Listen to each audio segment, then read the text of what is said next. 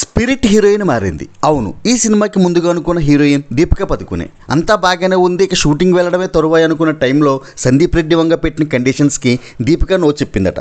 రోజుకి 6 గంటలు పనిచేయడం, ఎక్కువ డేట్స్ కేటాయించడం లాంటి కండిషన్స్కి నో చెప్పిందట ఈ స్టార్ హీరోయిన్. మరి సందీప్ రెడ్డి మామూలుడా ఒక పట్టాన కాంప్రమైజ్ అయ్యే రకం కాదు, ప్రభాస్కే కండిషన్స్ పెట్టిన రకం. స్పిరిట్ మొదలు పెట్టిన తర్వాత వేరే సినిమాలు ఏమీ చేయకుండా పూర్తి సమయం తన సినిమాకే కేటాయించాలని ప్రభాస్కే కండిషన్ పెట్టి షూటింగ్ ప్రారంభించకుండా ప్రభాస్ కోసం వెయిట్ చేస్తున్న రకం.